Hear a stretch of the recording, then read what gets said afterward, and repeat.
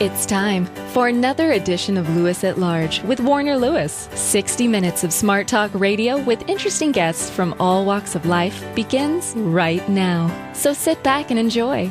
And now, from the flight deck, here's your host, Warner Lewis. Well, welcome everybody to another segment of Lewis at Large. Yours truly, Warner Lewis from the flight deck. And of course, that means some more smart talk radio is in your future. And this segment, happy to have this person here. Her name is Terry Bennett. For many, many years, kept you informed, at least those of you in the great Southeast in the wonderful city of Charlotte, North Carolina. She was a chief meteorologist for a station back there, a couple of stations back there. Spent many years in the media. Now she writes, she speaks, she does a little bit of substitute teaching on the side, but today our focus is on green and green living. Terry Bennett has written a work called Do Your Part, a practical guide to everyday green living. Not much of a setup, but Terry, how are you, my friend? Warner, I am great. How are you? Yeah, you know, we're good here. The year seems to be going along okay, and we're all above the ground, so it's a good day, right? If you can survive the humidity, it's a great day. Yeah. Charlotte is a wonderful spot, but yes, like Northeast Kansas, it can get very, very humid, I'm sure. Yes. Well, let's do this. Share with our Lewis at Large listeners a little bit about your media career, and from there, when you stepped aside from the media and you headed into your next life, so to speak, tell us what led you to the work called Do Your Part. Sure. Well, you know, as a meteorologist, global warming is clearly something that we are very well educated in and informed. And when I was in TV back in the 90s and early 2000s, we couldn't even say global warming or climate change on the news desk. It was, it was taboo. Don't talk about it. It's very politically charged. And yet everywhere we went, the minute we walked in the room, that's the first question everyone had was, how do you feel? How should we feel? What do you know? What's going to happen? And in 2007, I got the opportunity to reinvent myself, and largely based out of my frustration with the political nature of the conversation associated with global warming and climate change. And it just became this. It just felt like politics and guilt were too much of the conversation, and I understand climate change very well. But what I wanted to do, and I set out to do, and what we've been doing ever since about 2008, is removing the conversation about your carbon footprint away from green living. Certainly they're linked, but climate change is going to happen and is happening, and we could spend all day arguing about who's causing it and what the outcomes might be. But frankly, it's just naive to believe that we can pump all kinds of man-made chemicals into our air, land, and water and have absolutely no impact. That's just frankly naive. So at the time when we started the business, I just looked around and knew that there were too many, particularly moms like me, who wanted to do something, didn't know what to do or where to start, didn't want to spend a lot of money to do it, and didn't think that one person could make a difference. And I knew that I could knock down all those dominoes by presenting a new angle, which is that green living really is about creating a healthier place to live in your home. It's not about saving the polar bears. It's not about preventing ice caps from melting. It's about starting at home, creating a healthier place here. It's better for you, your family, your home, and your wallet. And there were so many practical things that you could be doing at home to start that, oh, by the way, they happen to be better for the planet, too. So it's really reversing the green conversation away from climate change and global warming to one about healthy living at home. Terry, by doing that, do you think that opens it up to a much wider audience? Oh, absolutely. But who doesn't want a healthier place to live? Who doesn't want to create a better place for their children to live? But if you say, go green because the polar bears might die, that's a very hard pill to swallow. Not a lot of people want to get on board. I mean, I've had people tell me, I don't believe in climate change, so I don't recycle. Okay, well, let's dial this down a little bit and talk about the benefits of recycling and remove it from the politically charged conversation of climate change and global warming.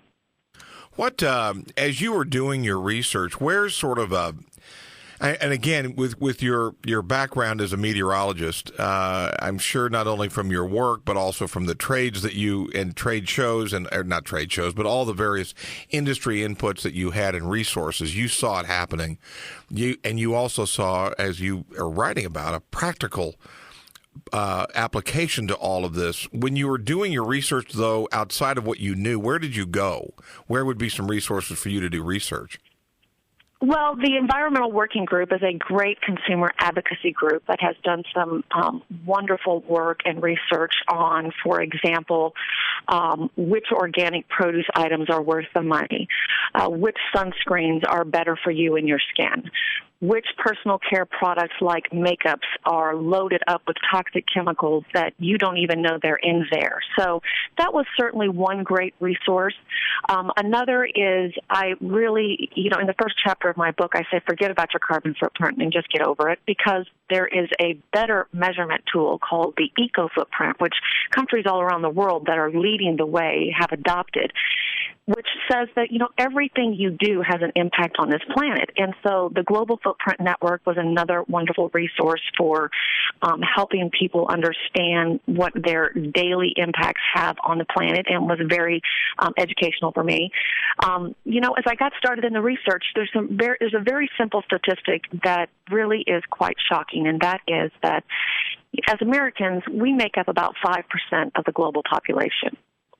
We're not a big group, yet we consume a quarter of the globe's natural resources and generate more than 30% of the trash on this planet. And how many countries and societies want to live just like we do? Well, that's not sustainable. It's clearly not sustainable, and we are very wasteful, and we are very consumer-oriented, and nowhere in my book do I say go put solar panels on your house or run out and buy a hybrid car. We talk about how to improve your energy efficiency and how to get the most out of the car that you're driving so that you spend less at the gas station and you create fewer pollutants. So there's just so many places to start, and in so many cases, it saves you money. You, and again, if you just joined us, yours truly, Warner Lewis from the flight deck of Lewis at Large Radio, in the middle of a discussion with Terri Bennett, former award-winning meteorologist in Charlotte, North Carolina, worked for a couple stations there. Now she teaches, writes, and in particular today we're talking about Do Your Part, a new work by her. It's a practical guide to everyday green living. Terri, you kind of touched on this, but in the year 2014, people like Terri Bennett, a former meteorologist, mainstream, so to speak, for sure. This is not a political ideology. This is not a rant and rave from the left or the right. These are very practical, real issues that we face every day. It suggests to me what I think we all recognize is that the word green, while may feel political, anymore really is not, and it is much more practical. Well, I think it's still, I still have people, when you say the word green, roll their eyes and go, right. Oh, here she goes. Yeah. By the same token, people who come to see me speak, who have walked into the room going, oh, she's going to give me this over climate change and the polar bears and the ice caps, walk away going, wow, that was so refreshing. I'm on board now. I get it. It makes a lot more sense to me, because it's just really reversing the conversation from away from climate change and politics and guilt, and you're either green or you're not. We like to say there are 50 shades of green, and you can be one of many. Yeah. Really just helping people understand that it's better for them. It's better for them in so many ways. We think in America that if you can buy a product on the shelf, it must be safe for you. And that is just not true, particularly when it comes to cleaning products and personal care products. The chemicals that are present in those items, they don't even have to tell us what's in them, much less if they've ever been tested. And in America, there are about 80,000 different synthetic chemicals in use, and about 2,000 of them have ever been tested for human safety. So we buy this stuff, we think it's okay, and in many cases, we don't even know what we're bringing into our homes or putting on our bodies. What, Terri, let's, as sort of a practical matter here, within Do Your Part, and we don't want to share all the book, we can't, and certainly want people to pick this thing up, but start us on maybe a couple of practical ideas that maybe in our day in, day out lives we don't even think about. Well, let's start with cleaning products. This is an industry that doesn't even have to put what's in the bottle on the label. So for starters, we have no idea what it is. And we all want a clean and germ-free environment at home. I get it, particularly as a mom. But we bring these things into our homes. Our houses are tightly sealed for energy efficiency. They release all kinds of pollutants into our indoor air. And the EPA has even stated that the air inside of our homes is very often more polluted than the air outside of our homes. And how does that happen? Well, it happens in a number of ways. Dry cleaning chemicals, air fresheners are a big one. Boy, just move away from those things if you can. But then we start seeing all these impacts on our kids with asthma, kids with allergies, some of the pesticides that we use in our homes, even some preliminary research linking that to ADD and other kinds of things, because those pesticides are working to destroy the brains of the pests in our home, to kill them. Well, what are they doing to our kids? So my advice is always, if you pick up a bottle and there's a skull and a crossbone on the back, put it back on the shelf. It's not good for you. It's not going to be good for your home. And there are so many wonderful alternatives. For example, I can clean my entire house with 6 products: vinegar, baking soda, hydrogen peroxide, an oxygenated bleach product like an OxyClean or an OxyMagic. Olive oil and citrus juice are another wonderful combination for not only cleaning wood products, but stainless steel. Who would think you could clean stainless steel with olive oil? It works wonderful and actually prevents the fingerprints from coming back. And then also borax. Borax is found in the laundry aisle. It's naturally mined in this country and around the world. And not only does it kill mold in your home, it prevents it from coming back. And all you have to do is mix it with hot water and spray it in your shower and scrub it down a little bit and rinse it. So there's a perfect example. And vinegar kills all viruses, including influenza, and hydrogen peroxide kills all bacteria, including E. coli. So with those very simple 6 inexpensive products, you can clean your entire house and think of all the money you're going to save in the process. And in my book, we not only provide the list, but also pages and pages of cleaning recipes to help you clean your house in a more natural environment. And for example, I've worked with a number of moms who have told me, my child was born, they had breathing problems. We spent countless hours and money in hospitals and with doctors trying to figure out what was wrong with our child. We came home and just decided to throw out all the cleaning products as a last-ditch effort. My child improved and now no longer has problems. So there's a great reason to do it. What about, by the way, I was looking at some promotional material and happy to share this with our audience. One of the things, it says that you provide practical, guilt-free green living tips. That's interesting that you'd have to use the word guilt-free, but I understand exactly what you mean. Sure. That it seems like sometimes to some people, the word green is such a lightning rod that they immediately shut down on it. Absolutely, 100%. And that's why we say that, there is no such thing as being green or not green. There are many shades of green. When you read my book, there are thousands of tips and solutions. I don't do them all. You won't do them all. But together, we can all do something. And we've all gotten this planet into the mess it's in together, and we all have a part in playing a role in a solution. Yeah, indeed. What about just as a practical matter, again, from the work Do Your Part, the whole issue of recycling, which is anymore, I would think, one of the lead activities that's becoming more and more mainstream all the time. Tell us a little bit about that. Well, honestly, you just have to say, how long can we continue to throw something in a hole in the ground and put dirt on it and think that it's going to go away? Landfill. In America, we have millions of acres of space to expand. In Europe, they don't. Recycling is a very big deal there.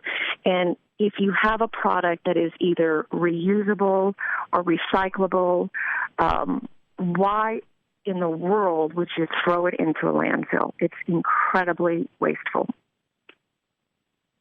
Next question. Take us inside. You've got a piece in here about just the whole world of food and grocery shopping and all that. Take us inside the supermarket. What do we need to be thinking about? Well, there's a big debate over should I go organic or not, and the price associated with going organic or not. And what I tell my audience as I'm speaking is, and this is true for anything you buy, grocery store, at the mall, whatever, the price that you paid for that item is not the cost of the product. And here's what I mean by that. When it comes to, for example, let's say buying organically grown, I'm just going to use cotton as an example versus not as it comes to a T-shirt.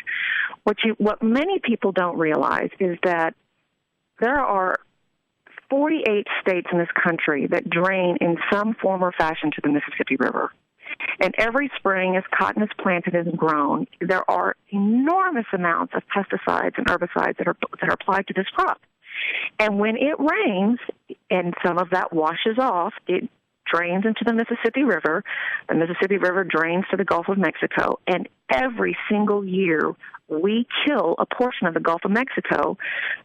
It's referred to as the dead zone, and it's killed from the runoff from agricultural practices, not only cotton, but corn, soybeans, you name it. And every year we create this dead zone in the Gulf of Mexico. So you have to ask yourself, okay, should I buy that organic T-shirt or not? Well, sure, maybe it's a little bit more, and in most cases it's not anymore. But let's just say for practical purposes, it's a little bit more expensive. So am I willing to spend the money to buy this shirt, which is going to last as long, might even be a little bit softer, but more importantly, you're sending a message to the manufacturer and the organic cotton grower that I support your practices of not killing the Gulf of Mexico every year. And that dead zone now is roughly the size of the state of Delaware. And I grew up along the coast of Texas, so I'm very well familiar with it. And any farmers or fishermen, I should rephrase that, fishermen in the Gulf of Mexico know very well about the dead zone. It's an area where you just don't go to fish because there is no life. So do you want to support the farmers that are doing the right thing, or do you want to support the farmers that aren't? And the first step, I say, in being a green consumer or being green in general is to become an educated consumer. Know what you're buying, where was it grown or produced, how was it produced, how did it travel to the store. And that sounds very labor-intensive, but once you just start thinking about reading labels and getting familiar with what they mean, and there's several places in the book where we talk about these types of things, that you can start making smarter choices. And your almighty dollar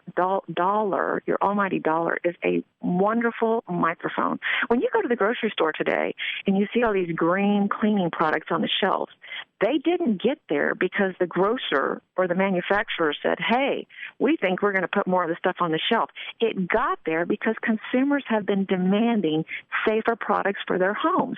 And talking to the store managers, when are you going to give us more green cleaning products? We saw this at another store, and that display gets bigger and bigger all the time, not because the cleaning companies are providing it, but the consumers are demanding it. And that's how the first step toward living a cleaner, healthier life is being smarter about what you're buying, what you're bringing home. And as you support those companies, we get more of it, prices drop. And if you want to support the companies that are, providing the cheapest items and you're bringing them into your home and polluting your home, and then your kid ends up with asthma, and then think of all the money you spend on that as well. So you really just have to start doing the pros and cons of every item that you're bringing into your home. If you just joined us, yours truly, Warner Lewis from the flight deck of Lewis at Large Radio. We're talking to Terri Bennett, a brand new work called Do Your Part, a practical guide to everyday living. Terri, for many years, chief meteorologist for a couple of stations over time in Charlotte, North Carolina. Terri, I don't want to get too far off the beaten path here, but you have spent time in the schools, not only as a meteorologist, I'm sure, talking to kids, but also in your work as a part-time teacher these days. Just in general, how well educated, or how are we doing as far as educating kids about just the practical nature of green living in the schools? Well, I think under the heading of green living, I would say not very good. And there's certainly a new heading, and my specialty in part-time teaching is middle school science. I feel that's a real sweet spot to help reach kids and help them understand some of the things we're doing to our environment. And as an example, the last semester here in Charlotte, I was with an 8th grade class, and we were studying water pollution. And we would go out to the creek and do water chemical testing of the nearby creek. And kids are so amazed at how did it get so polluted. And when you inform them that it's not from the power plants and it's not from the manufacturing facilities, it's from the dog waste that runs off when it rains into the creek. It's from the oil that we let drip onto the area roads that when it rains is washed into the creek. It's from the fertilizers and the pesticides that are applied to our lawns and golf courses that when it rains gets washed into the creek and stream. Freshwater pollution in the United States, the number one contributor is agricultural runoff, but the second is humans and their home and the way they live at home. So it's, no longer about big industry anymore. And for the creeks and streams that run through our backyards, and where I live in our county, we have 3,000 miles of these creeks and streams, and many of them, I wouldn't let my kid play in them. Well, it is a practical guide indeed. The work is called Do Your Part. It's self-published. It's called A Practical Guide to Everyday Green Living by Terri Bennett. For many years, a chief meteorologist. She knows her stuff. It is chock full of not really advice as much as it is pure information, practical information that you can use on a day-in, day-out basis. Terri, how can people find out more about the book, get a copy, and find out a little bit more about the work you're doing? Our book is available on Amazon, Do Your Part, A Practical Guide to Everyday Green Living. You've said it a number of times. Also at our website, doyourpart.com.